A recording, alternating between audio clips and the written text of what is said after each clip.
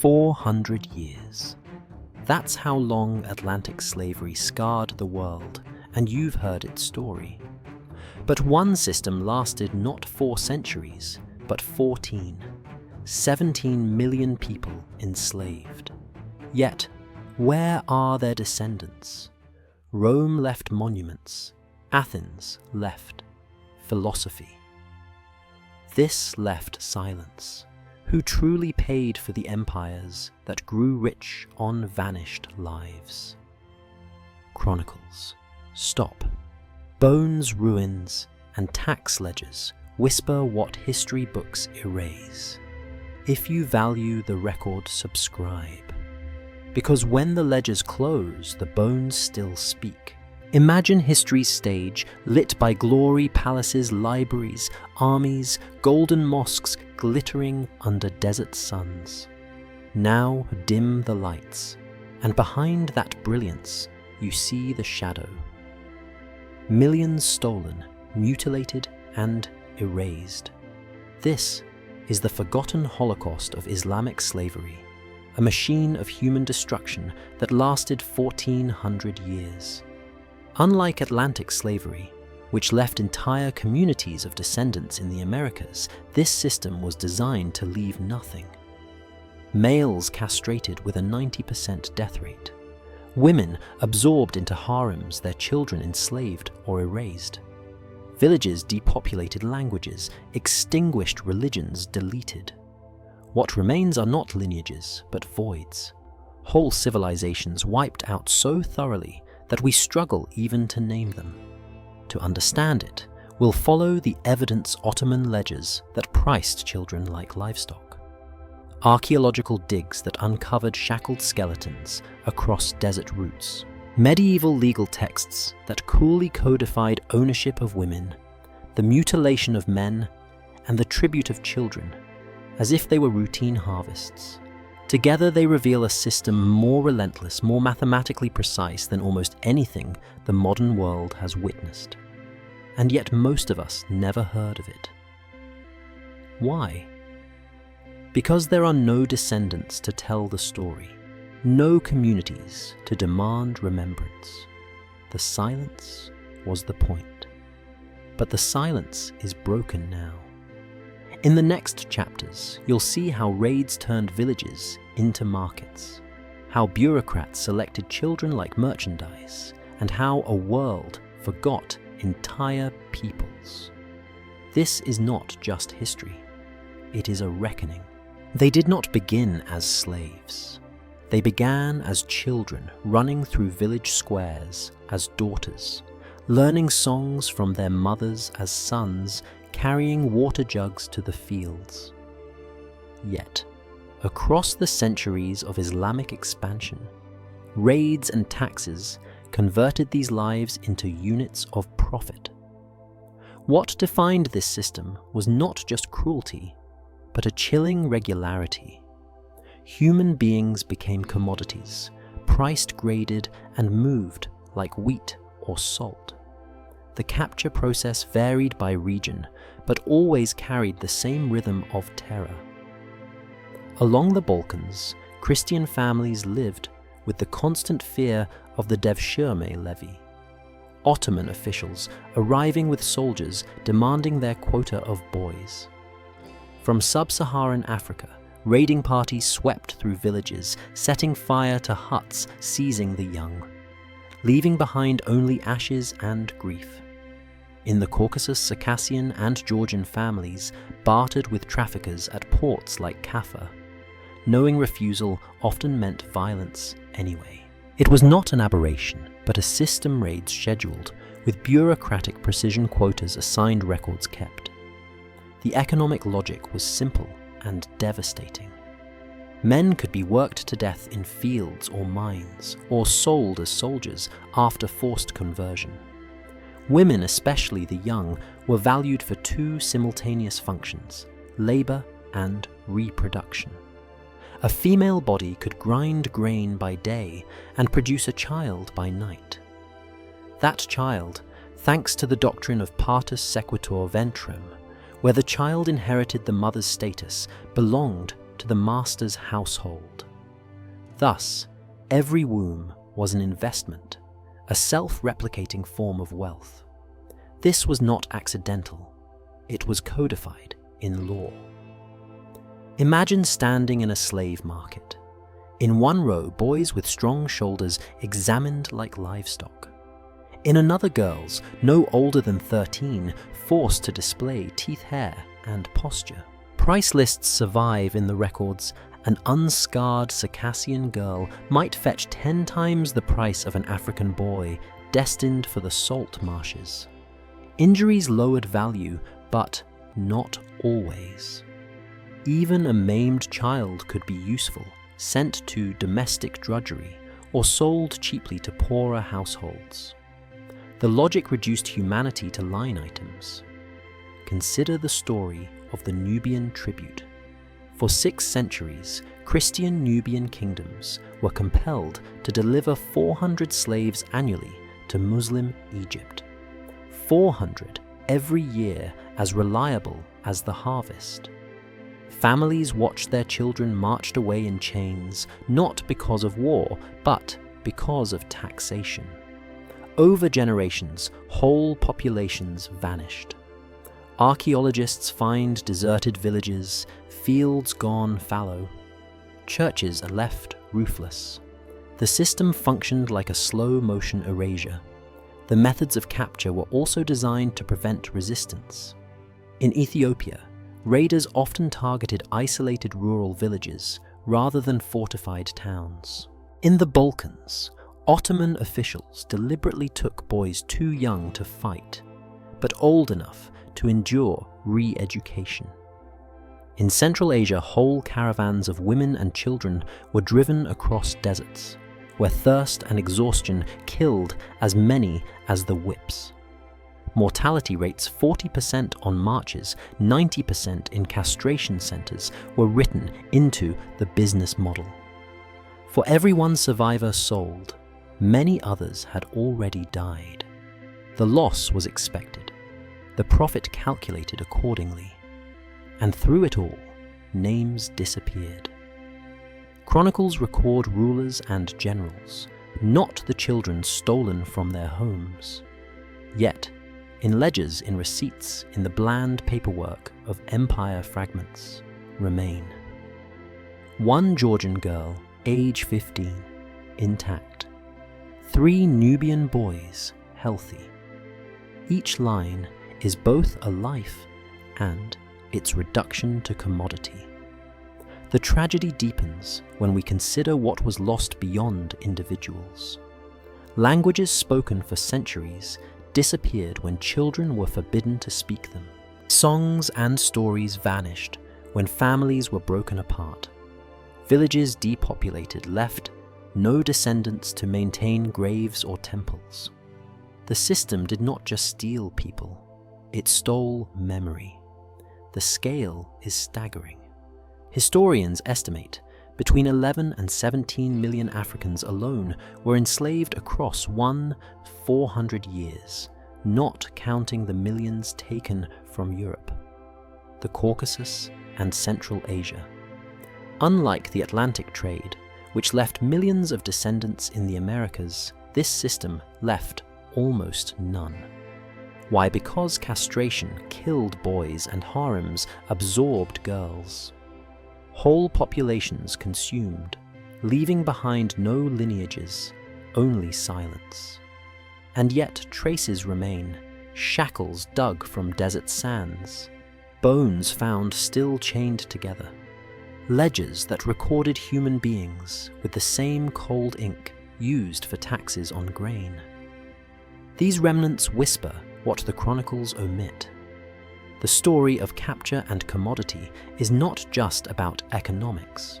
It is about how entire civilizations were stripped for parts their children sold as inventory, their futures written off as acceptable losses. This was the opening act of the forgotten Holocaust, turning living human beings into currency. The moment of sale was not the end of terror, it was only the beginning. For many enslaved women under the Islamic Caliphates, their bodies became ledgers upon which punishment was written. The mark of betrayal seared into flesh with heated iron turned escape into a scar visible forever. Branding was both a punishment and a message. You are property, and property has no right to disappear. In the great bazaars of Cairo, Baghdad, and Istanbul, branding was more than discipline. It was advertisement. A runaway who was recaptured was forced back onto the block forehead, pressed to an iron bar, while the executioner lifted a glowing tool from the brazier. Letters carved into metal spelled Abid slave or Ruba fugitive. One strike was enough to destroy a future. The wound burned. The crowd gathered. And the lesson was absorbed not only by the branded woman, but by all watching. This cruelty mirrored practices across empires. Roman slaves once carried FVG for fugitiva, but the caliphates perfected their own system. In some markets, women bore multiple brands, one from the state to record punishment, another from the merchant to confirm ownership. A forehead mark meant no veil could hide shame. Each social interaction, each glance reinforced subjugation. To meet someone's eyes was to reveal the scar. To lower one's gaze was to accept humiliation. The branding iron was not only punishment, it was bureaucracy made flesh. Traders filed receipts of branded individuals, proof that property had been disciplined. Tax officials inspected brands to prevent fraud. The scar served as a living certificate, eliminating the need for paper documentation. For women, this meant their own skin was forced into the role of official record. The horror extended beyond the pain itself. Branding was a ritual of betrayal staged in public. Sometimes owners compelled other enslaved women to witness, ensuring fear traveled deeper into the household.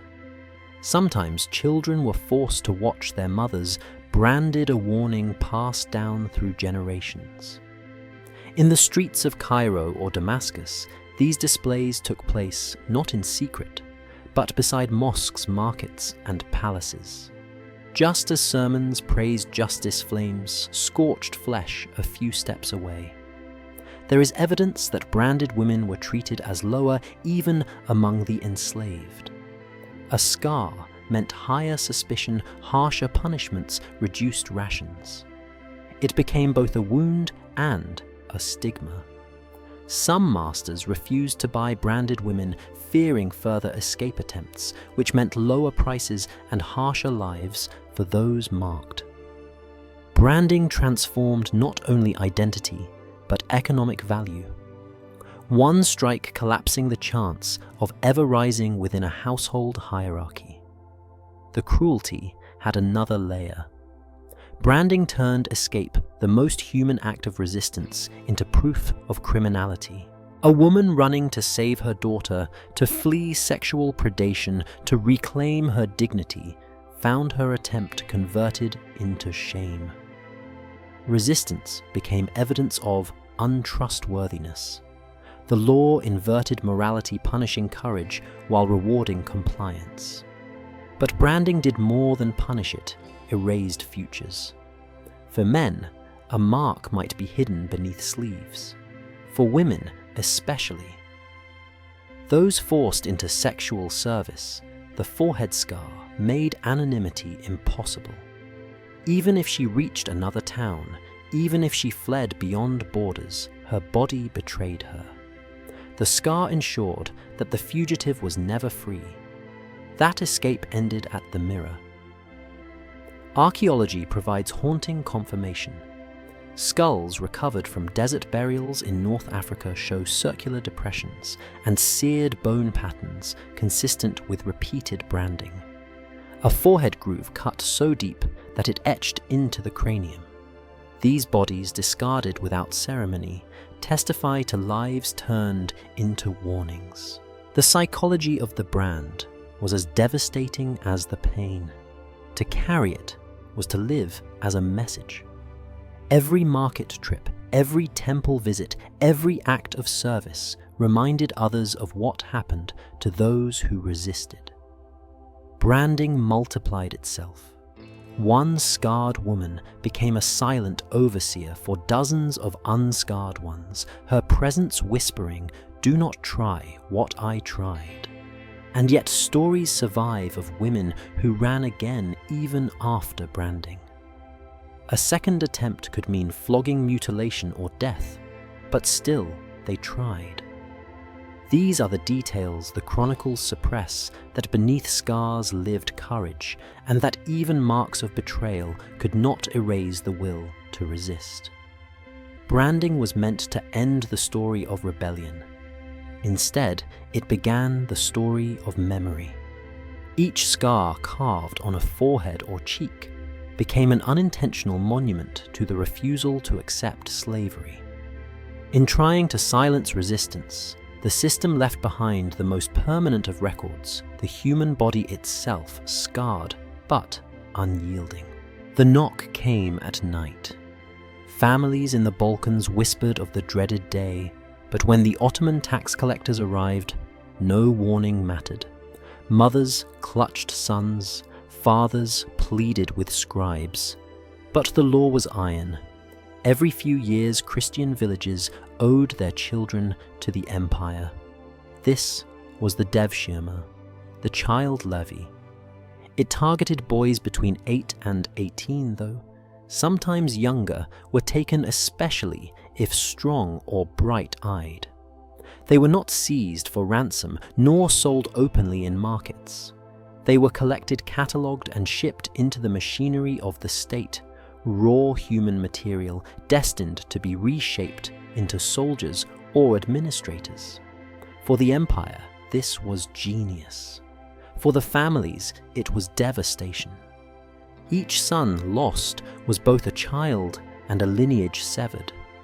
Parents tried desperate measures. Some cut off fingers or toes, hoping deformity would spare their sons. Others shaved their heads to make them look sickly, or bribed minor officials to glance elsewhere. In some cases, children were hidden in forests or smuggled across borders on the rumor of approaching officials. Yet the levy was systematic, and villages' new resistance risked brutal retaliation. Imagine the rupture. One day, a boy tends sheep plays in streams, hears his mother's lullabies. The next, he is marched in chains, stripped of name and home, forbidden to speak his language, compelled to learn Turkish and Arabic prayers. His parents never see him again. For the boy, childhood ends with the road. Adulthood begins in a barracks. He is no longer his father's son, but the Sultan's property. The system was not only coercion, it was calculated assimilation. Taken young enough, boys forgot their origins. They became Janissaries' elite infantry, bound by loyalty to the Sultan alone. They received training education and privileges denied to common soldiers. But beneath the prestige lay trauma. To survive, a boy had to kill the child inside him, the one who remembered his mother's voice. Some rose to extraordinary heights. One such boy, born in a Serbian village, became Sokolu Mehmed Pasha. Taken at 15, he rose through the Janissary Corps to become Grand Vizier, commanding armies and shaping imperial policy for decades. His brilliance became the empire's triumph. Yet his life began with rupture, the violent severance of family and faith. His story embodies the paradox: the levy produced loyal servants, but only by destroying generations of Christian households.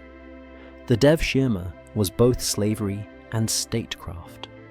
Unlike plantation bondage, it promised upward mobility for the few, but at the price of annihilation for the many.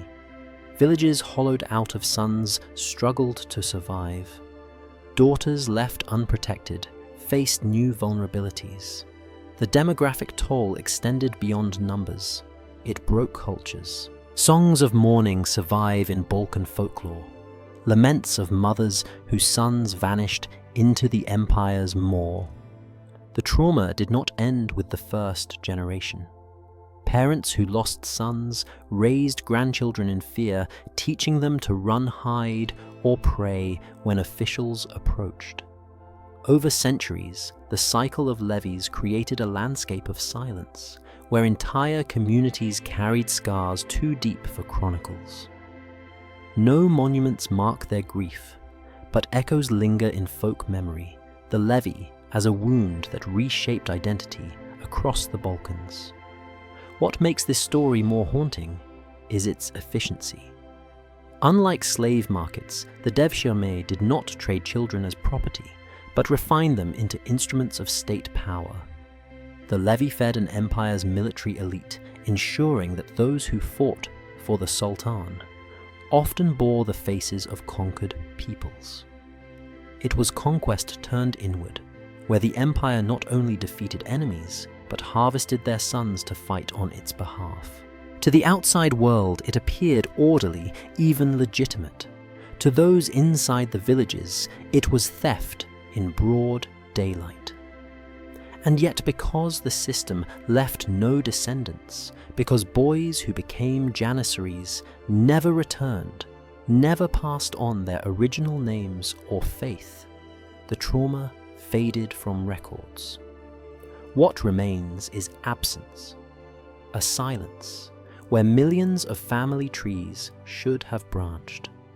The devshirme was not only about soldiers, it was about control, fear, and cultural erasure. Each boy taken was another brick in the empire's wall, another link severed between past and future. And each village left behind carried emptiness that could not be filled. The levy was efficient. It was brilliant. It was devastating. And it remains one of the least remembered forms of slavery in human history. The Nile at Aswan once glittered with trade, grain, gold, ivory, and children. Yet, behind the bustle was an industry so cruel that even war looks merciful by comparison. This was not an ordinary slave market. This was a processing center. The product was not just labor, but transformation boys into eunuchs, lives into profit. And the mortality rate was staggering. 9 out of 10 never left alive. Imagine the journey first. Caravans dragged boys from Nubia, Ethiopia, and beyond, marching hundreds of miles in chains.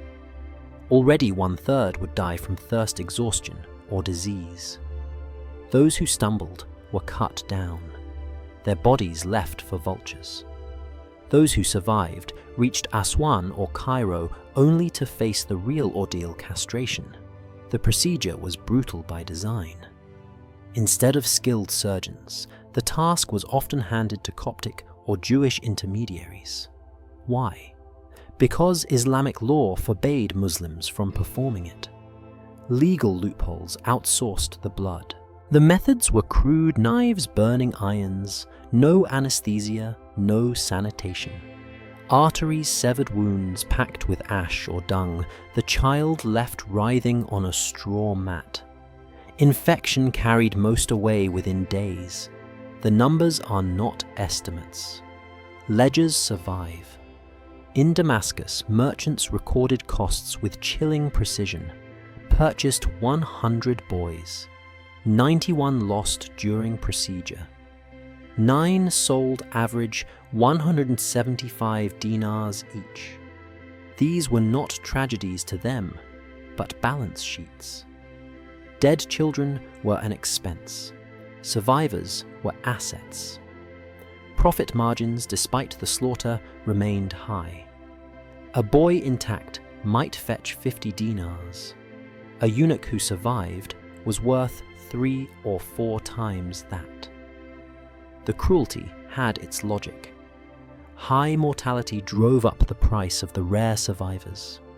In effect, the industry depended on mass death to sustain value. Even when knowledge existed for safer methods, Byzantine physicians recorded techniques with survival rates above 70%. The the centers stuck to crude procedures. Killing was not collateral damage. It was part of the model. Archaeology confirms the horror. Outside Aswan, mass graves of boys aged 7 to 16 have been unearthed. Their pelvises show cut marks, their bones signs of malnutrition. They died not in battle, but on operating mats discarded when profit failed. The silence of the ground testifies more loudly than any chronicle. Survivors were transformed into instruments of empire. Eunuchs filled palaces, mosques, harems. They were considered safe around women, loyal administrators with no families of their own, incapable of dynastic ambition. Their very mutilation made them valuable. Power built itself on wounds that never healed. One rare survivor's words echo through centuries. The Prague eunuch, captured at 14, endured months of agony in Cairo. He later rose to become a palace official. In his memoirs he wrote, "It was a factory of death. They made angels by subtraction." He lived, but at the cost of his body, his lineage, his memory of home. He wrote in comfort, but grief bled through every line. Consider the scale. Historians estimate 5 to 8 million boys underwent this process across centuries. At a 90% death rate, that means between 4.5 and 7 million died from the procedure itself. Add those who perished on the marches, and the death toll rivals the great famines and plagues of history. Yet no monuments mark their graves. This was not hidden in shadowed alleys. It was central to imperial economies. Taxes on eunuchs were collected like tariffs on spices. Ottoman and Arab courts employed them as gatekeepers of harems, intermediaries between rulers and subjects. Eunuchs stood beside thrones, yet behind them lay fields of bones. What makes the story almost unbearable is its normalization. Invoices survive, stamped with seals of legality. Insurance contracts covered expected losses. Religious authorities wrote rulings that allowed it by technicalities. It was not a scandal. It was routine. And yet, today, it is barely remembered. No child in school learns of Aswan's factories of death. No museum dedicates a hall to the boys whose voices were silenced. The industry designed itself to leave no descendants, no communities of memory. That was its final cruelty. Not only the body destroyed, but lineage, testimony, remembrance.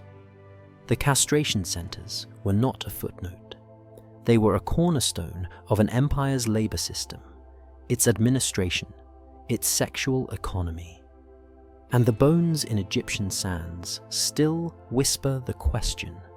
No ledger ever asked, how many lives can be turned into profit before humanity itself disappears?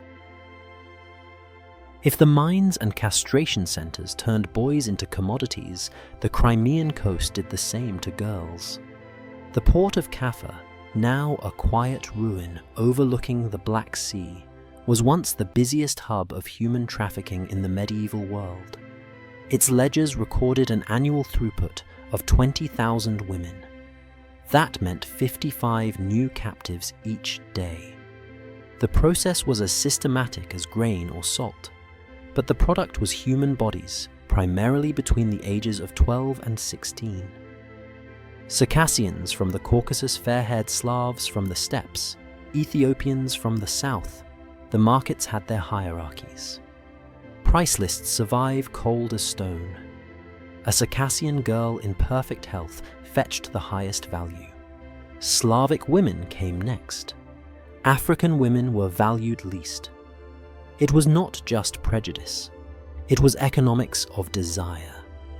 Buyers wanted what court culture deemed most beautiful, and sellers obliged. Upon arrival, women were stripped and inspected. Age, teeth, skin, and reproductive health determined the price. Records from Ottoman archives at Topkapı Palace in Istanbul confirm the routine. Invoices read, received. 12.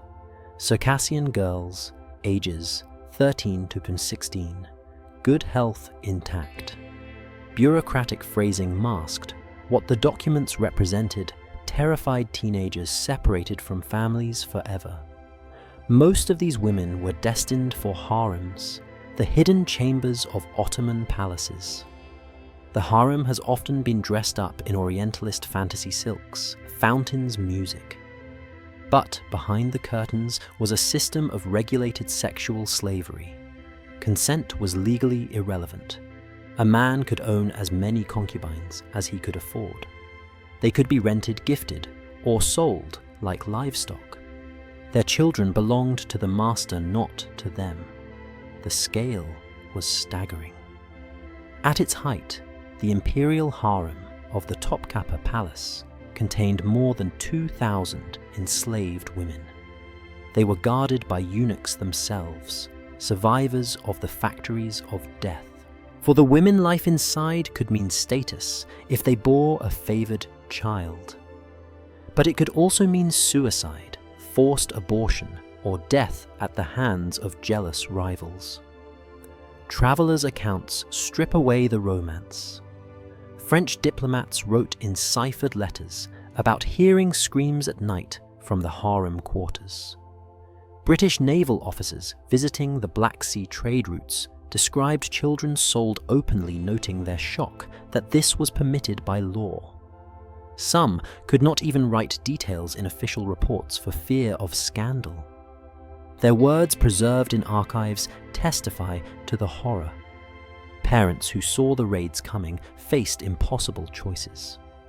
In Circassia, oral tradition records mothers deliberately scarring their daughters' faces to protect them. One folk song survives: "My daughter, forgive the knife in my hand." Better a scarred face in freedom than beauty in chains. In villages raided repeatedly, such scarring ceremonies became ritual. It was survival through mutilation, a desperate attempt to render daughters worthless to slavers. For the women who entered harems, names were often erased. They were renamed upon arrival. Aisha, Fatima, Layla, names that smoothed over origins and erased ethnic markers. Their birth languages faded, replaced by Turkish or Arabic. Children they bore might survive, but only if the father acknowledged them. Daughters risked being absorbed into the same cycle. Unwanted infants were quietly disposed of, recorded nowhere. The invisibility of their fate is part of the cruelty. Eunuchs left memoirs. Male slaves sometimes escaped to tell stories, but women rarely did. Their voices survive only in fragments. Folk songs, travelers' shocked notes, scattered palace records. The vast majority remain unnamed, unheard. Archaeology provides mute confirmation. In Crimea, shallow graves of young women bear signs of trauma and malnutrition. In Istanbul, ledgers from the palace detail the maintenance of harem populations, food, clothing, medical care, as if the women were livestock to be managed. The economic scale matched the human one. One Port Kaffa moved 6 million women over 3 centuries. Multiply that by other routes. Trans-Saharan Red Sea Indian Ocean, and conservative estimates place the total between 10 and 15 million women trafficked for sexual purposes across 14 centuries. Unlike the Atlantic slave trade, which left descendant communities in the Americas, this system left almost none. The very design ensured erasure. Women absorbed into harems left no cultural continuity. Children born of them were raised within the oppressor's households. no diaspora remained to carry their memory forward. That is why their story is not told in schoolbooks, why their graves are unmarked, why they are remembered only as statistics or in rare broken songs. They were the women without names, erased from their villages, erased from records, erased from history. And yet their absence is itself a kind of presence. The silence that lingers where voices should be, the blank space in chronicles that the bones beneath old ports and palaces quietly contradict. If the port of Kaffa was the marketplace, the wider empire was the machine. To understand the scale, we have to look at the mathematics of tribute and transport the systems designed not only to capture labor, but to erase entire communities. Unlike the Atlantic trade where descendants survived in new lands, this network of tribute desert crossings and demographic collapse was engineered for disappearance. Take Nubia Christian kingdoms along the Nile.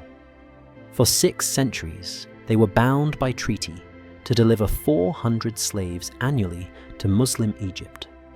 400 human beings every single year chosen from their own villages like a human harvest.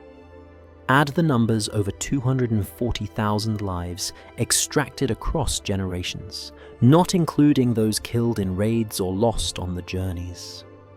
Nubia's thriving civilization, which had endured for a millennium with its churches, languages, and schools, vanished. Archaeological surveys show abandoned settlements, churches stripped of their crosses, cemeteries abruptly ending in the 15th century. Tribute was not revenue, it was demographic strangulation. The same principle extended west across the Sahara. Caravans stretched for weeks, thousands of captives chained together marched across the largest desert on earth. The death rate was not incidental, but predictable. 80% of those who began the crossing never finished it. 4 out of 5 died, their bodies left in sand that still yields chains and bones when storms shift the dunes. Satellite archaeology has traced lines of skeletons along ancient caravan routes, mute testimony to the economics of calculated attrition. Ottoman and Arab records describe these routes in chilling bureaucratic precision. The Chad-Tripoli corridor expected 85% losses. The Darfur-Cairo path planned for 75%. These were not seen as tragedies, but as acceptable business expenses. Merchants factored mortality into pricing. Insurance contracts adjusted payouts depending on how many slaves survived to market. The desert itself became part of the accounting ledger. The demographic impact was catastrophic. Entire regions of Central and East Africa experienced population collapse. Gender ratios skewed women targeted for harems, boys for castration or military slavery. With men gone and women removed, villages could not sustain themselves. Fields went unplowed, languages fell silent. Some tongues vanished within 2 or 3 generations, their last speakers carried into bondage or left to die in barren marches. Linguists today identify ghost languages only through loanwords scattered in Arabic dialects, faint traces of voices that no longer exist. What makes this erasure unique is its completeness. The Atlantic slave trade, horrific in its own right, produced descendant populations in the Americas who preserved fragments of African culture, music, religion, language. From those fragments grew new cultural forms: blues, jazz, Santeria, Vodou. The Islamic trade left almost nothing. Its design prevented continuity. Men were castrated, women absorbed children raised outside their ancestral culture. Whole civilizations disappeared, not only physically, but culturally. Travelers who witnessed the process were stunned. The explorer David Livingstone, after observing slave caravans bound for Zanzibar, wrote, To overdraw its evils is a simple impossibility. He saw lines of chained captives, women carrying infants until they collapsed guards, killing those who could not continue. The smell of decay along the routes haunted his accounts. His words, restrained for Victorian audiences, still bleed horror.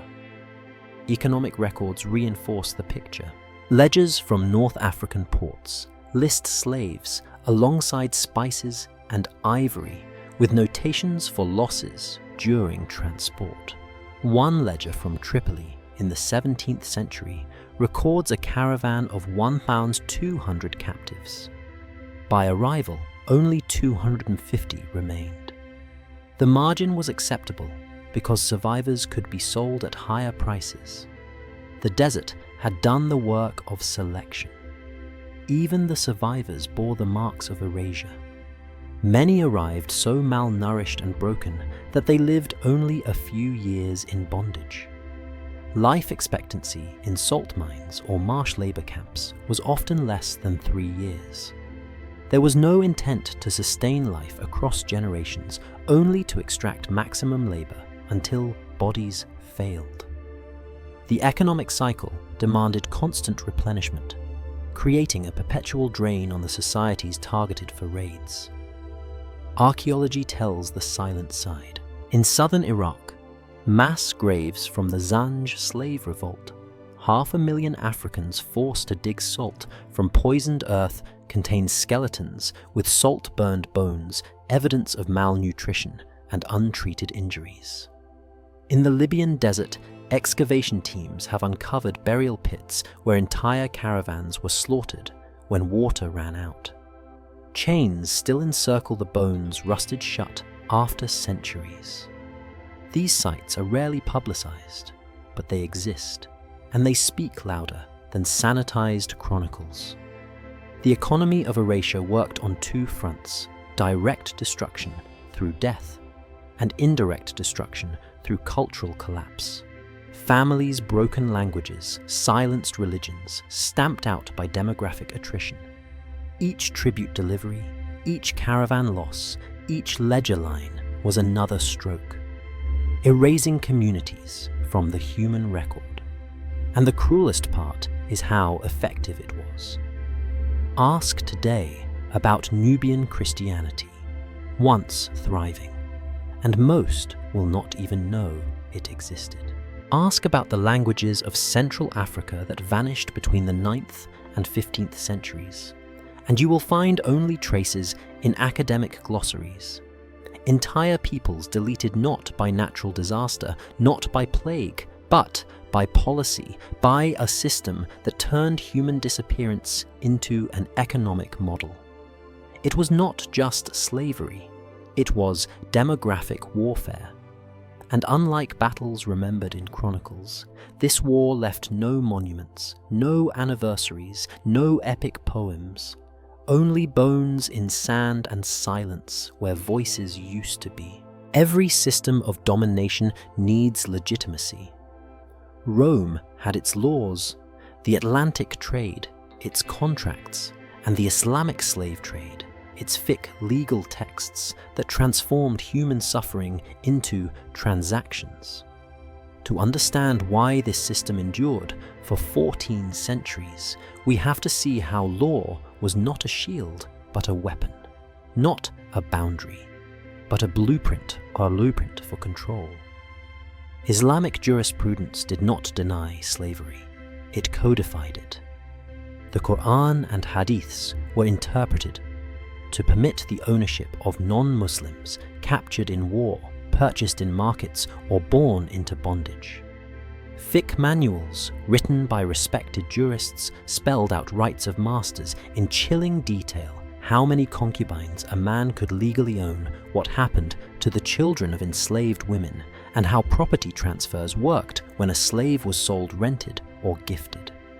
Every intimacy of human life was drafted into the architecture of subjugation. One principle stands out: partus sequitur ventrum, the child follows the mother. Enslaved women's children were born into slavery no matter the father's status. This rule ensured the system's reproduction across generations. Even if a woman bore the child of her master, that child could be property unless formally recognized. Families were not just torn apart, they were legally impossible. Motherhood itself became a trap, every birth feeding the market with new human chattel. The law also codified sexual access. An enslaved woman could not legally refuse her owner. Consent in legal terms was meaningless, erased by ownership. Manuals describe the conditions a master might have relations with as many slave women as he could afford. Her children belonged to him. She had no recourse if separated from them. In some interpretations, a master could even hire out the sexual use of his slave, treating her body as rentable property. These were not aberrations. They were codified practices, upheld by judges, justified by scholars, written in the language of piety. But there were contradictions. Castration was officially forbidden under Islamic law. The solution: outsourcing. Christians and Jews, under dhimmi status, performed the procedures. This legal loophole allowed empires to sustain the eunuch trade while keeping their own hands clean. Records from Cairo and Damascus show how this outsourcing was institutionalized tax exemptions for those who provided the service markets designed for eunuchs. Price differentials that reflected the brutality of the procedure. Law didn't stop cruelty, it managed it. The bureaucracy extended to punishment.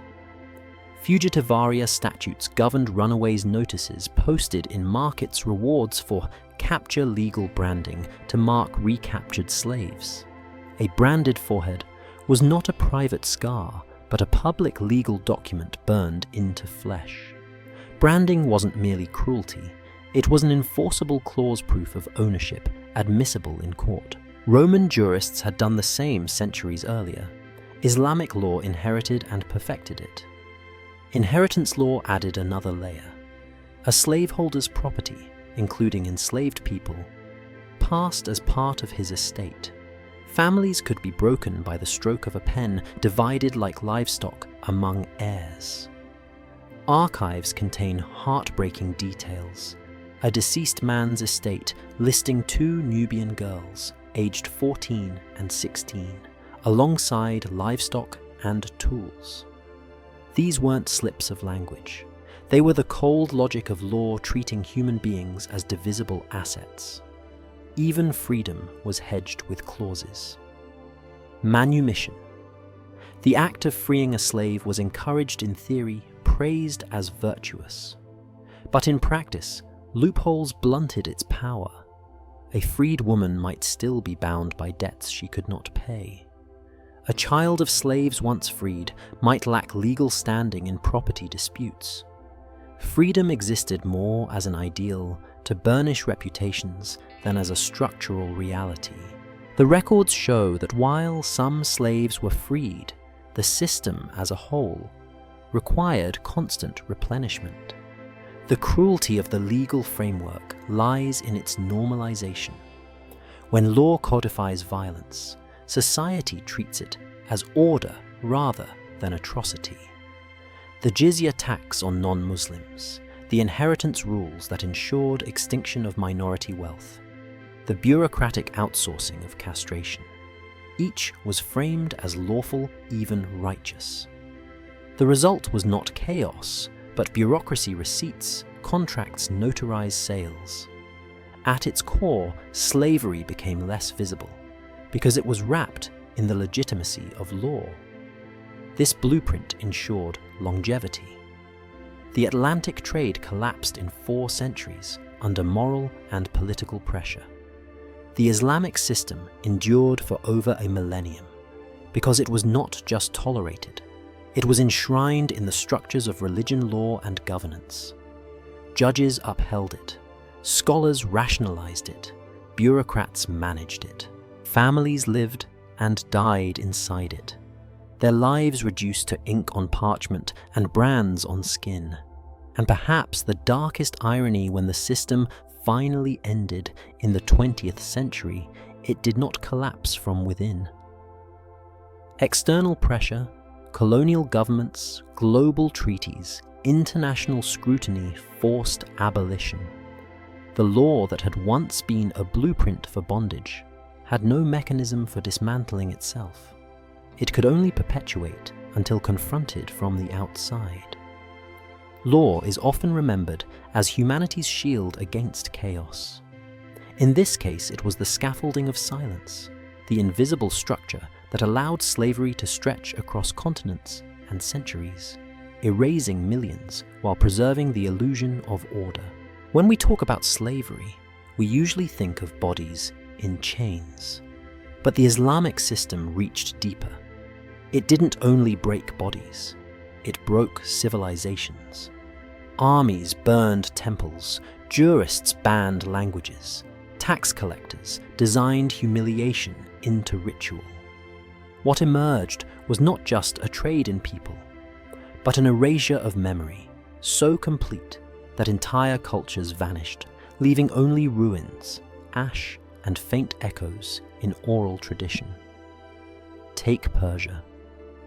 For more than a millennium, Zoroastrianism had been one of the world's great religions. Its priests tended sacred fires said to have burned continuously since before Alexander's conquest. Its texts, the Avesta, recorded prayers and laws in a language older than Latin. But when Islamic armies swept through in the 7th century, temples were desecrated, fires extinguished, and manuscripts burned. The priests faced stark choices: convert, flee, or die. Many fled to India, becoming the Parsis. But millions stayed behind their culture, reduced to fragments. Today, fewer Zoroastrians live in the entire world than fit inside a football stadium. That is not natural decline. It is targeted annihilation. India too bore the brunt. Under rulers like Mahmud of Ghazni, in the 11th century, campaigns weren't just about plunder. They were about spectacle. Historians of the time bragged about temple destruction in numbers that stagger the imagination. 50,000 temples across northern India demolished in just a few decades. The famous Somnath temple was looted, and its idols smashed the fragments set into mosque steps so that worshippers would literally trample the defeated god underfoot. This was more than conquest. It was psychological warfare. Worship itself was weaponized against memory. Central Asia's Buddhist world tells a similar story. For centuries, monasteries at Nalanda and elsewhere had been centers of learning with libraries containing millions of manuscripts. When invaders set them aflame in 1193, the libraries burned for months, smoke said to darken the skies. Monks were slaughtered beside the texts they tried to save. The effect was catastrophic. A civilization of learning that had thrived for 1,000 years was erased in weeks. Today, Afghanistan is remembered as a Muslim land, but for centuries it had been a Buddhist kingdom. The statues of Bamiyan, once towering guardians of this past, were reduced to rubble. In our own lifetime, a haunting continuation of the same logic of erasure. But cultural genocide wasn't only about grand temples and universities. It reached into daily life through language and ritual humiliation. Consider the extinction of Coptic in Egypt. Coptic was not just a dialect. It was the final living form of the ancient Egyptian language descended from the speech of pyramid builders. By the 17th century, it was gone. Arabic replaced it in courts, markets, and schools. At first, families kept Coptic alive at home and in church, but children seeking survival shifted to Arabic. Over generations, the shift was complete. Today, Coptic survives only as liturgy recited, but not spoken like a body with no breath left. The jizya tax was designed to reinforce this cultural pressure. Non-Muslims paid it annually, not just with coins, but with ritual humiliation. In Damascus, records describe taxpayers kneeling as officials struck them on the neck while declaring their submission. Fathers endured the blows in front of their sons, who often converted soon after to escape the shame. Imagine the psychological toll, humiliation baked into law repeated every year across centuries. It was less about revenue and more about teaching subjugation as muscle memory. Even names were erased. Slaves were routinely renamed upon purchase, their old identities replaced with new ones that fit their owners' tongues. A Nubian girl called Ayet became Aisha. A Georgian boy named Luca became Yusuf. Over time, these renamings piled up into silence. Oral traditions hint at the loss. Folk songs from Circassia describe mothers scarring their daughters' faces to protect them from slave markets, the lyrics trembling between grief and defiance. Better ugly and free than beautiful in chains, one verse says. But even these songs survived only in fragments passed down by communities themselves destroyed. Archaeology tells the story where texts do not. Excavations in Nubia reveal villages suddenly depopulated their cemeteries, stopping abruptly in the 14th century. Linguistic maps show entire families of African languages extinct.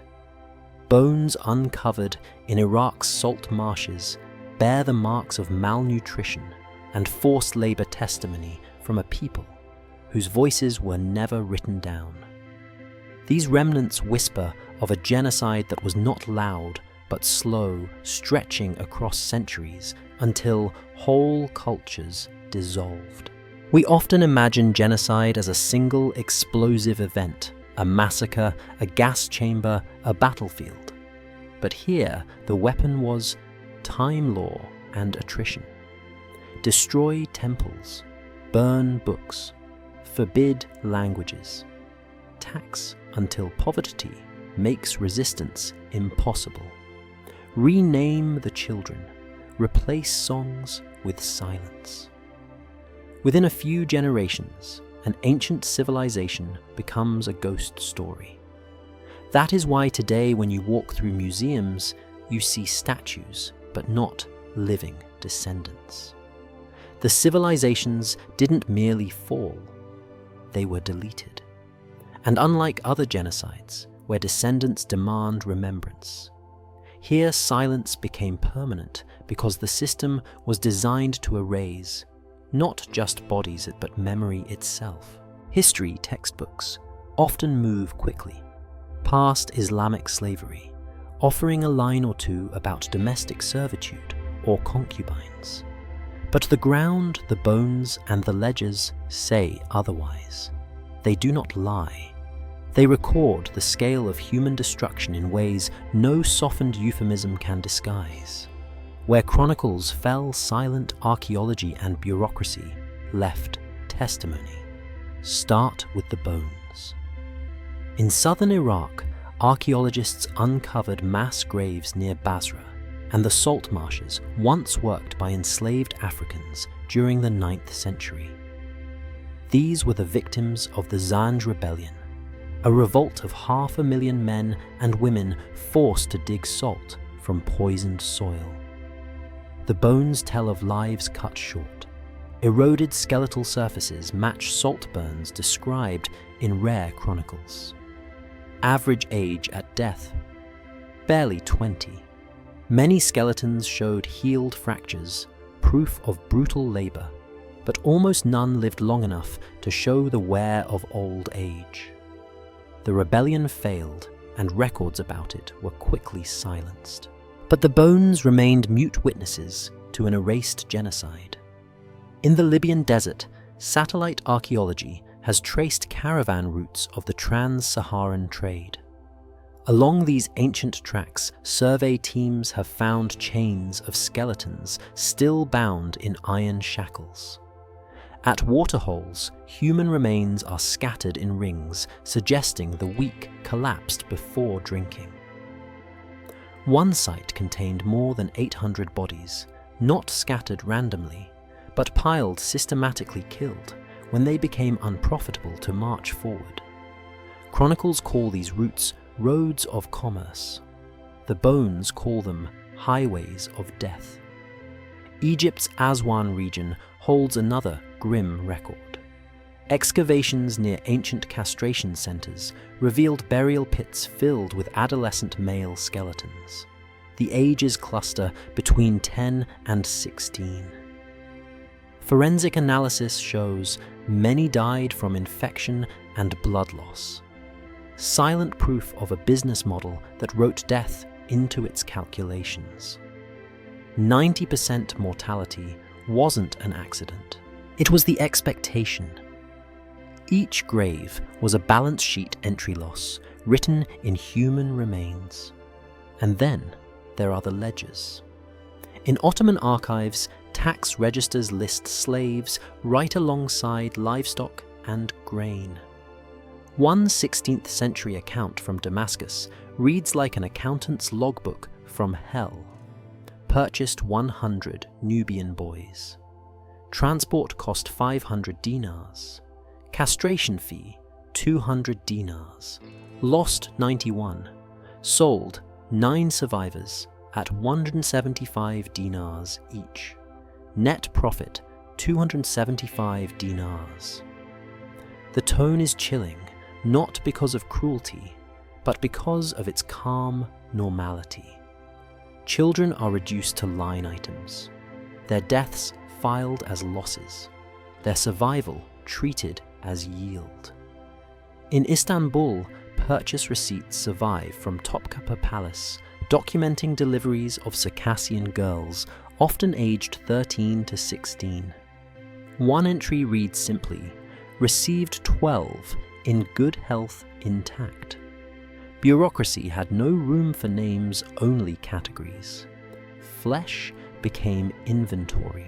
Invoices stamped with official seals transformed rape into transaction ownership, into legality. The women disappeared into harems. The paperwork survived in triplicate. The legal documents amplify the horror. Islamic jurists penned detailed treatises regulating slave ownership, sexual access, and sale. Consent is absent. Instead, the law asks, can a pregnant slave be sold? Yes, though her child belongs to the new master. Can a slave be rented for sexual use? Yes, at a negotiated fee. Each ruling is a glimpse into the bureaucratic machinery of dehumanization. Violence became codified procedure, but bones and ledgers intersect in haunting ways. A skull excavated in Nubia bore a brandmark burned into the forehead. Ottoman legal codes describe branding as a fugitive deterrent, while surviving iron collars match descriptions in court records. Archaeology supplies the bodies, law supplies the rationale. Together they reconstruct a system more organized than any schoolbook admits. The chilling part is how ordinary these documents look. A ledger page listing slaves beside barrels of olive oil. A receipt bearing only numbers, never names. A tax record where dead children are tallied not for compassion, but for lost revenue. These aren't the writings of monsters in fits of rage. They are the careful notes of clerks, administrators, and accountants who saw human suffering as figures on a page. And that's why this history feels so alien and yet so familiar. Modern businesses write off spoiled goods. Ancient slave traders wrote off dead boys. Governments today issue tax receipts. Empires then issued receipts for human beings. The machinery of bureaucracy is timeless. Only the victims change. The silence in our textbooks is deafening when compared to the bluntness of the archives.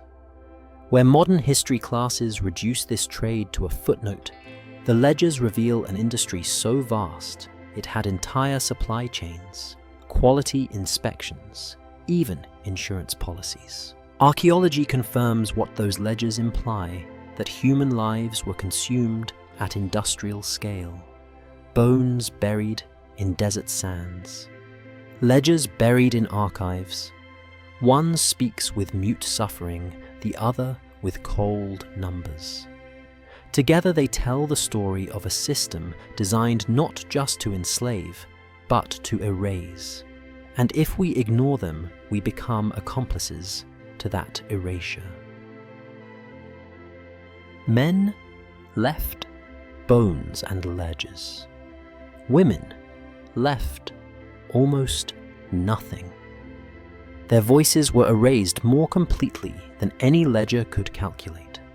But faint echoes survive in folk songs, whispered testimonies, and fragments of oral traditions that endured just long enough to be written down centuries later.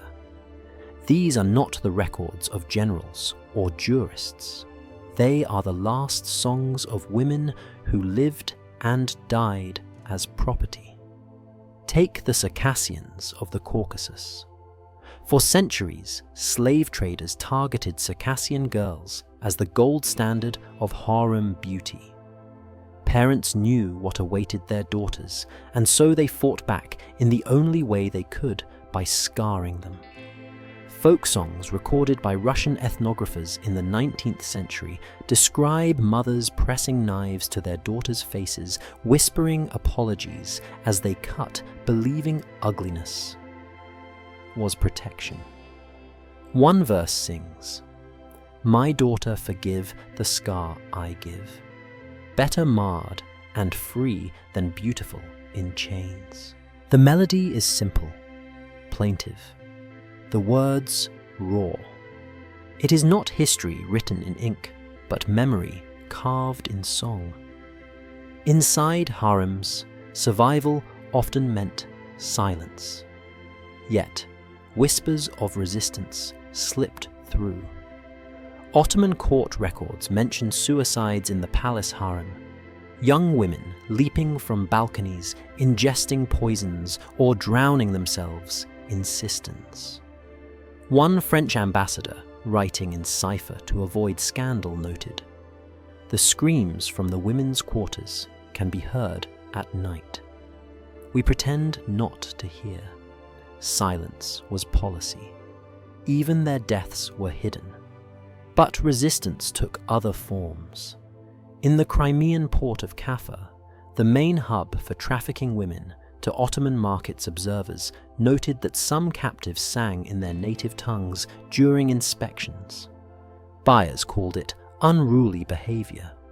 Ethnographers later traced fragments of those same songs in villages across Georgia and Ukraine. The women sang to remember who they were, a final act of defiance in a system built to erase them. Circassian oral tradition preserves another haunting tale. A mother, knowing her daughter would be taken, taught her a lullaby in a secret language of gestures and tones. The idea was simple. If the girl sang it later, another Circassian captive might recognize her and offer comfort.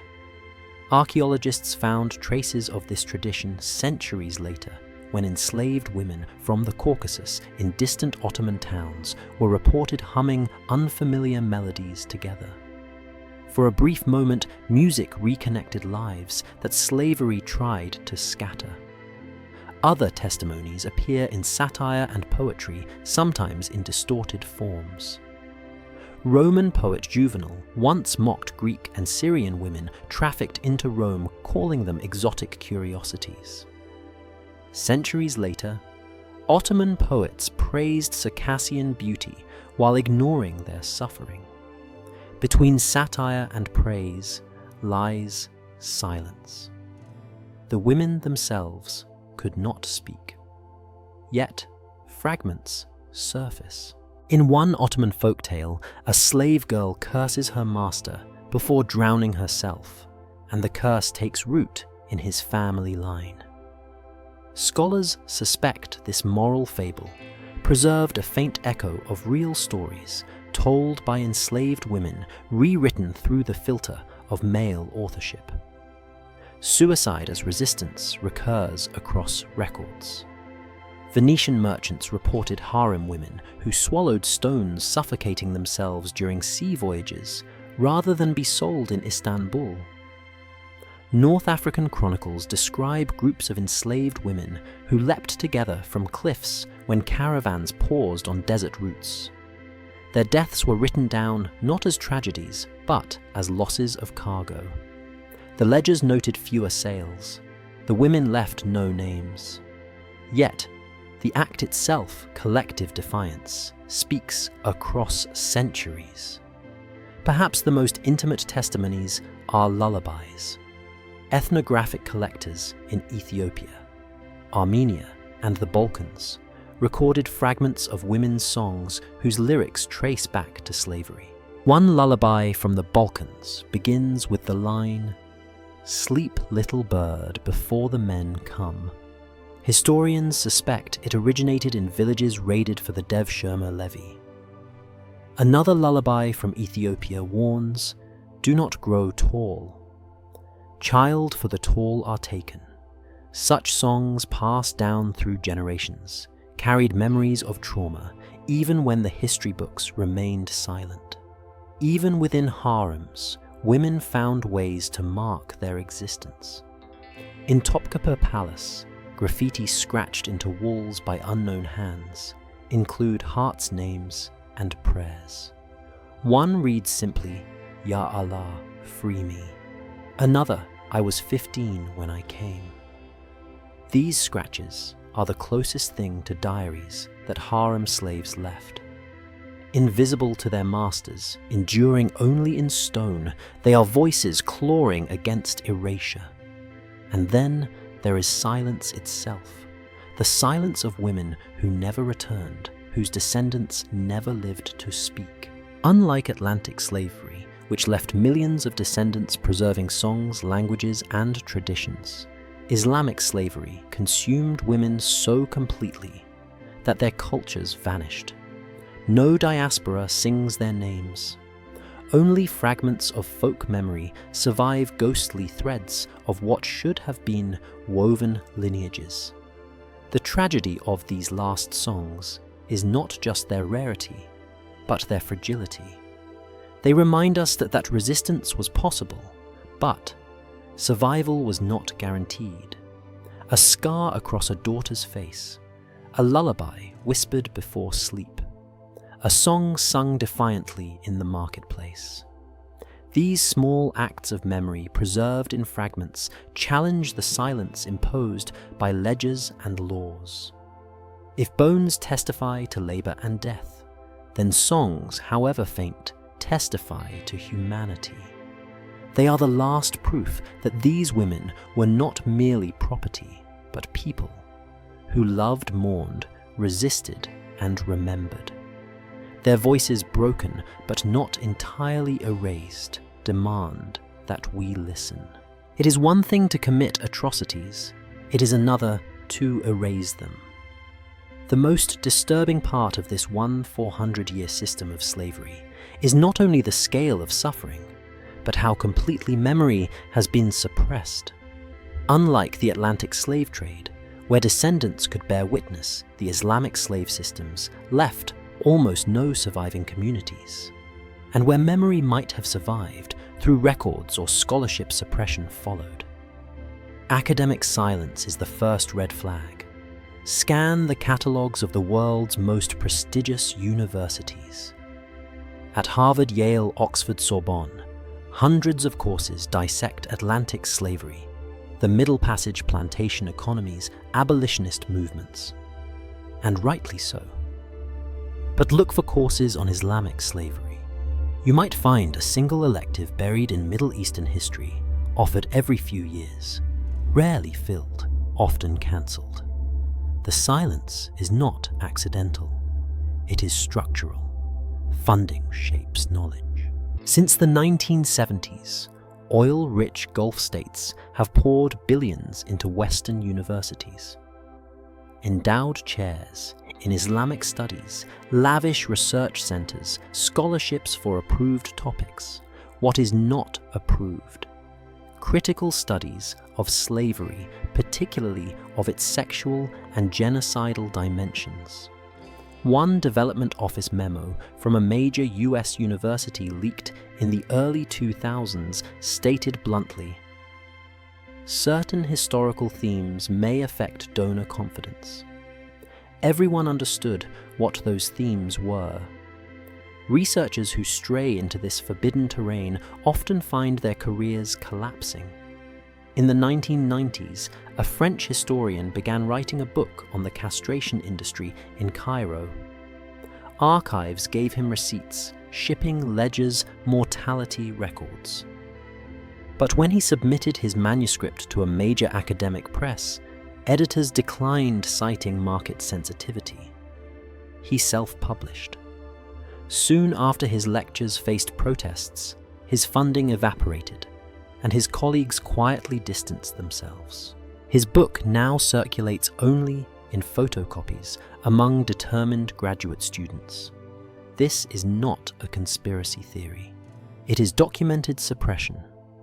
In 2017, a British scholar proposed a conference panel on the Nubian slave tribute. 400 slaves annually for 6 centuries. One of the most devastating systems of demographic destruction in history. The proposal was rejected not for lack of sources, but for lack of contemporary relevance. Yet the same conference hosted panels on slavery in video games and Hollywood films. The message was clear. Some histories are welcome, others are radioactive. At the political level, suppression is even sharper. The United Nations has passed dozens of resolutions commemorating the Atlantic slave trade. Museums' remembrance days, international curricula. But when African countries proposed including Islamic slavery in UN frameworks, the Organization of Islamic Cooperation, 57 member states voting as a bloc vetoed the language. The result? 400 years of slavery disappeared from the global narrative in a single diplomatic gesture. Journalists face similar barriers. In 2017, CNN briefly aired footage of a modern slave auction in Libya. Men were sold for a few $100s. The footage shocked viewers for a week. Then silence. No follow-up documentaries, no multi-year campaigns, no global reckoning. Because to acknowledge modern slavery in Islamic regions is to open the door to the history behind it. Editors, advertisers, governments all have incentives to shut that door. Even when evidence surfaces, it is buried. Archaeologists using satellite imaging have mapped trans-Saharan trade routes dotted with human remains, literal chains of skeletons marking the death march across the desert. But excavation permits are denied. Security concerns, officials say. In truth, the concern is not safety, but memory. To dig is to uncover what states want forgotten. Suppression reaches down to language itself. The Atlantic trade is called what it was, slavery. Islamic slavery, in many textbooks, is softened into servitude or unfree labor. Euphemisms do the work of erasure. An enslaved woman becomes a concubine. A castrated boy becomes a court official. A child levy becomes elite recruitment. Words clean blood from the record. The irony is staggering. Western academia and media, often obsessed with uncovering hidden oppressions, tiptoe past this one. the silenced past is not a blank spot in history. It is a deliberate burial. And the reasons are not just financial or political. They are psychological. To confront 400 years of systematic slavery, a system older than most nations, one that erased entire civilizations, is to admit that human cruelty can last longer than empires, longer than languages, longer than memory itself. And yet the traces remain. Bones in desert sands, graffiti scratched into palace walls, songs half remembered in villages, ledgers in Ottoman archives. Each line item a human life. The evidence is overwhelming. What is missing is the will to teach it, to publish it, to memorialize it. Suppression is not just an academic failure. It is a continuation of the erasure that slavery itself perfected. The system not only enslaved millions, it designed their suffering so thoroughly that descendants could not speak for them. Now, modern institutions do the silencing again, this time in classrooms, parliaments, and newsrooms. And so the question is not just what was done, but why we do not know. Silence is never neutral. It is chosen. And in this case, silence sustains the erasure that began centuries ago. Chains never truly vanish. They change form. When the Islamic slave systems finally collapsed in the 20th century, their echoes were already embedded in laws, customs, and economies across continents. The legacy of chains did not end, it adapted. Take Saudi Arabia. The official abolition of slavery there came in 1962. Not 1862, like the Emancipation Proclamation in America. Not even the late 19th century, when most colonial empires outlawed the trade. 1962. The same year, the Beatles released their first single. Families in Mecca were still buying and selling human beings within living memory. One British diplomat wrote of the sales he witnessed in the 1950s. Girls from Ethiopia displayed like jewels, men from Sudan branded on the chest household registers written in careful Arabic script. The last legal sales were stamped with government approval just 6 decades ago. Mauritania on Africa's Atlantic coast waited even longer. Slavery there was criminalized only in 1981, and the first real enforcement did not begin until the 2000s. Even today, NGOs estimate that tens of thousands remain in hereditary bondage. Families tied to other families, not by law anymore, but by the inertia of centuries of social hierarchy. One Mauritanian activist once told a reporter, "My grandmother was born a slave. My mother lived as a slave, and I was born free only on paper. But in my village, paper is not stronger than tradition." And then there is Libya. In 2017, CNN cameras filmed an open-air slave auction outside Tripoli. Migrants from West Africa desperate to reach Europe were sold for a few $100s each. The footage caused a brief storm of outrage. Politicians tweeted their horror, but within weeks, the headlines faded. The truth remained. Slavery had not only survived into the 20th century, it had slipped quietly into the 21st. The continuity is not just geographic, but structural. Ottoman systems of slave taxation, branding, and distribution left behind bureaucratic habits that shaped modern trafficking.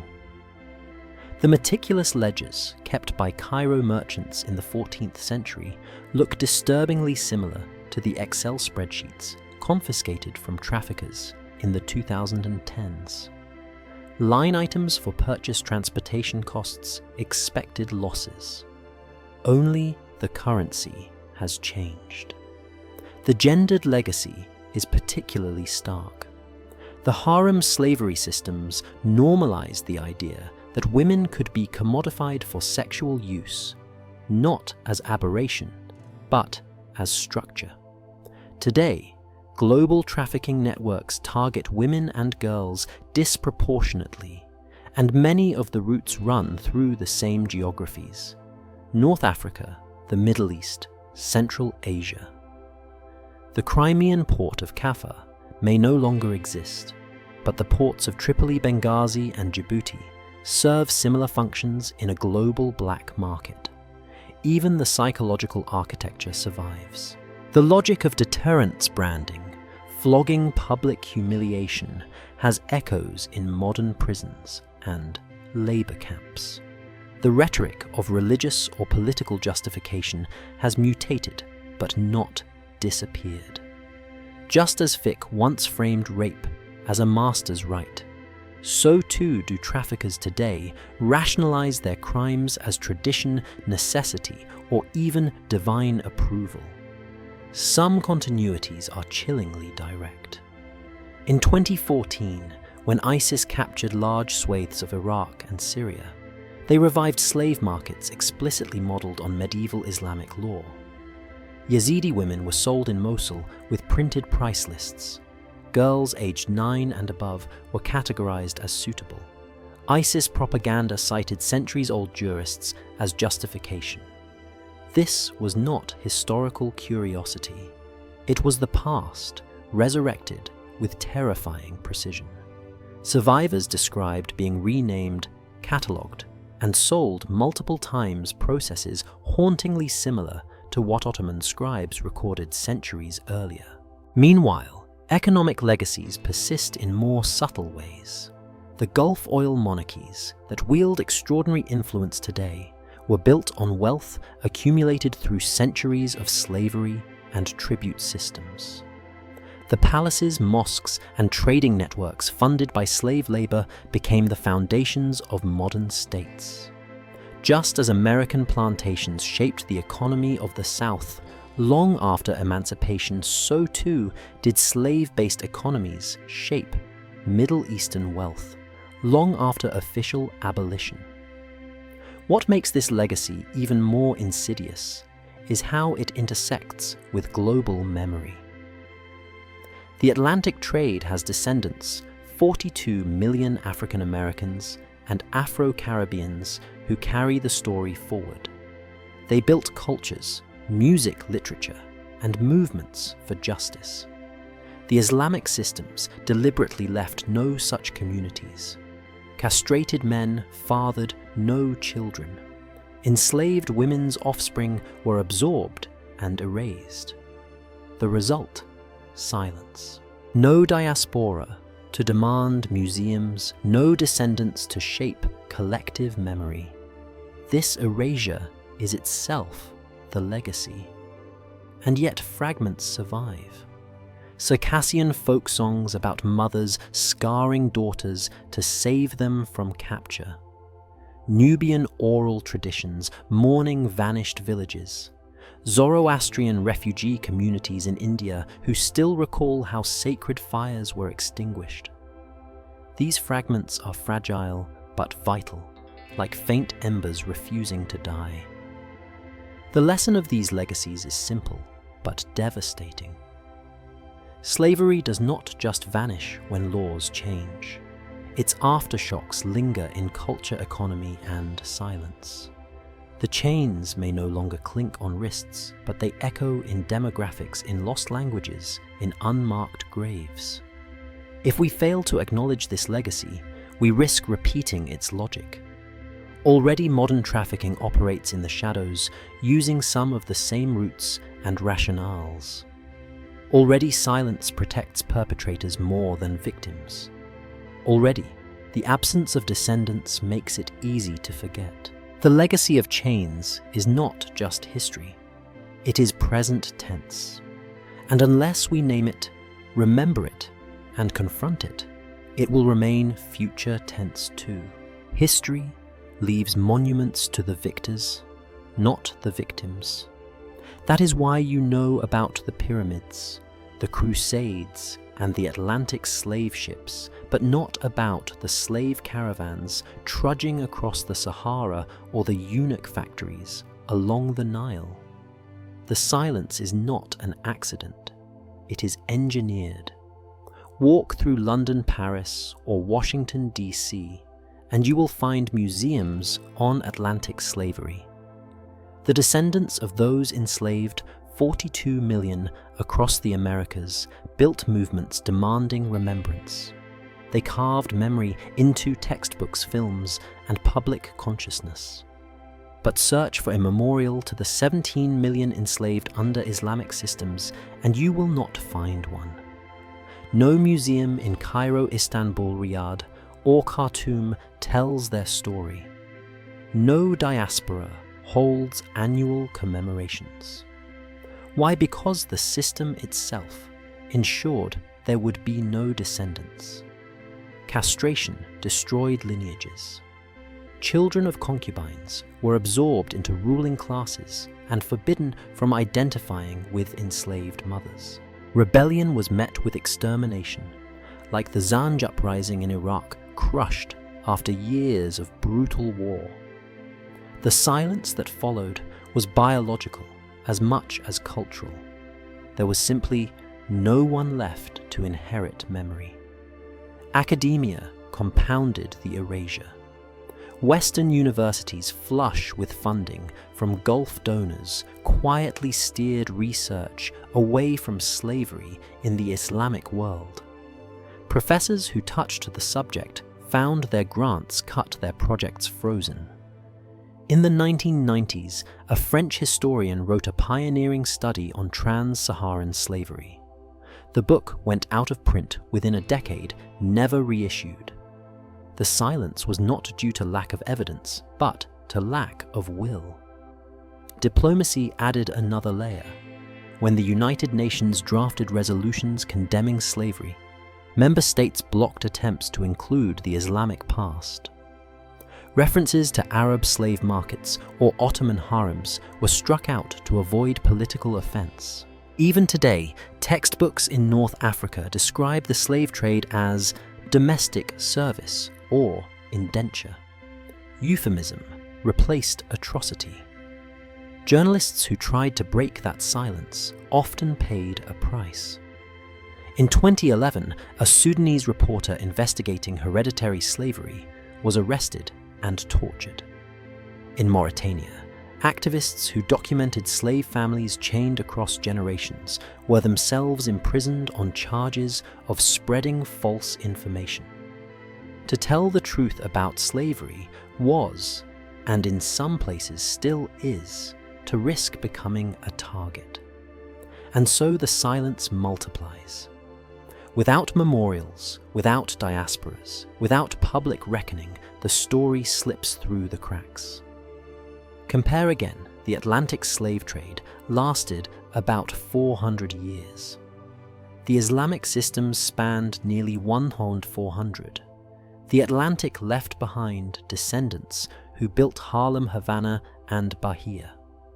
The Islamic systems left almost none. That absence itself becomes a form of erasure. The cultural consequences are profound. When we think of slavery, we picture triangular trade routes, cotton plantations, and abolitionists like Frederick Douglass. We do not picture slave coffles crossing the Sahara villages in Nubia depopulated for tribute, or 10-year-old boys bled to death on the operating tables of Cairo. Our mental map of slavery is skewed by silence. The silence also protects modern complicity. If you learned that Saudi Arabia abolished slavery only in 1962, it might change how you view its oil wealth and alliances. If you knew Mauritania only began prosecuting slavery in the 21st century, you might see global politics differently. If you realized CNN filmed slave auctions in Libya in 2017, you might stop thinking of slavery as a past event. The less you know, the easier it is for the system's descendants, political, economic, cultural, to thrive without scrutiny. But silence is never complete. The bones tell their story. Archaeologists uncover mass graves in Nubia, skeletons in chains in Moroccan salt mines, branded skulls in Ottoman cemeteries. The ledgers tell their story. Ottoman accountants recorded human lives like sacks of grain 2,000 Nubian males received, 600 delivered to mines, and whispers survive. Folklore in the Caucasus remembers daughters scarred to save them from harems. Oral traditions in West Africa mourn whole generations lost. Why don't you know? Because forgetting was the final stage of the system. To enslave the body is one thing. To erase memory is another. Islamic slavery perfected both. Its cruelty extended beyond the grave into silence. And that silence is dangerous, because history untold becomes history repeated. The same roots, the same justifications, the same markets resurface today. If we do not confront the erasure, we become complicit in its continuation. The final question is not just historical, but ethical. What do we owe the vanished? When no descendants remain to tell their stories, does our silence make us their last betrayers? Or can remembrance, however belated, become a form of justice? That is where we must turn next. To memory, to ethics, and to a woman whose scarred forehead still speaks across centuries. Claudia's scream still hangs in the forum air. The letters burned into her forehead were meant to erase her, to turn her into an object, a warning, a silence. Yet somehow, 2,000 years later, we still hear her. Her story survives not in the chronicles of senators or the marble inscriptions of emperors, but in the scars on her skull, in the ledgers that priced her body, in the faint traces of resistance, etched into history's margins. The Islamic slave systems, like Rome before them, believed they could perfect erasure. They engineered it into law, biology, and memory. Castration severed lineages. Branding severed identity. Mines and arenas severed lives. And when death came, so did silence. No descendants, no memorials, no collective inheritance of grief. In the Atlantic world, memory survived because children survived. In the Islamic world, memory was deleted at the root. That is why today, there are tens of millions of African-descended communities in the Americas, yet almost none across the Middle East, despite centuries longer of enslavement. And yet bones endure, songs survive, fragments of resistance seep through cracks. A Circassian mother scarred her daughter so the palace guards would pass her over. A Nubian family bribed officials to spare their son from castration only to see him taken anyway. A Janissary general who rose from Devshirme levies wrote letters in secret recalling a mother's voice he could barely remember. Against the vast machinery of erasure, small acts of memory fought to survive. What do we do with that inheritance now? If history is a courtroom, the victims of Islamic slavery left behind little testimony. Their voices were muted, their children extinguished, their names scattered like dust. But the evidence remains in bones in ruins, in laws in the silences of chronicles that describe wealth without naming the human price. We are the jury, centuries late, asked to weigh that evidence and deliver a verdict. The moral question is simple, yet immense. Can a civilization that erased millions without memorial be called civilized Rome gave us philosophy? Law aqueducts. The Islamic Caliphates gave us astronomy, algebra, and libraries. But at what cost? The ledger of glory is written in human ash. To admire without acknowledging the price is to become complicit in the erasure. Memory then becomes the last act of justice. To say their names even when we must invent them like Claudia is to push back against silence. To remember the system's scale is to deny its success in deletion. The Atlantic slave trade has museums, monuments, and diasporas who insist the world not forget. The 17 million enslaved under Islamic rule have none. But we can choose otherwise. Imagine for a moment if every mosque palace and fortress built by enslaved hands carried a plaque with the truth. This stone was set by those who had no choice. Imagine if school children in Cairo learned not just of Mamluk victories, but of the Nubian boys who died in castration centres. Imagine if Istanbul's Topkapı displayed not only the jewels of sultans, but the nameless women who bore them children in gilded cages. That would be a beginning. That would be remembrance. And remembrance reshapes the present, because slavery is not just past. In Mauritania, hereditary bondage persisted openly into the 21st century. In Libya, slave auctions were filmed less than a decade ago.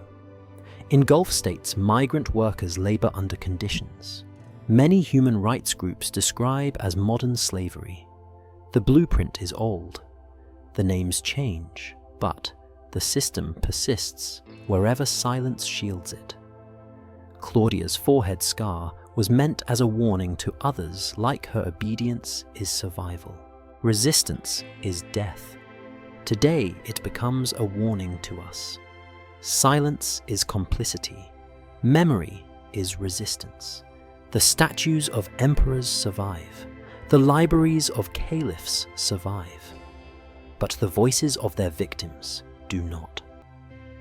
Unless we choose to listen through archaeology, through whispered songs, through the scattered fragments that remain. Civilizations are not judged only by what they build, but by what they destroy. Rome built arches and destroyed families.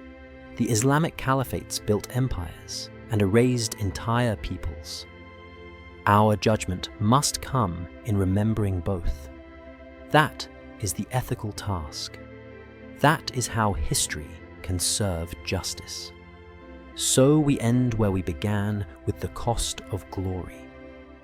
Rome's glory was paid in blood and silence. The Islamic Empire's endurance was purchased through the deletion of millions. Their bodies fertilized the soil of civilization, yet their names were buried deeper than any ruin. To tell their stories now is not charity. It is justice delayed. Remember Claudia. Remember the Nubian child led to castration. Remember the Circassian girl sold at Kaffa. Remember the mothers who scarred their daughters in desperate hope. Remember that their silence was manufactured and that our voice can undo part of that design. The statues survived, their voices did not. Now, at last, we listen.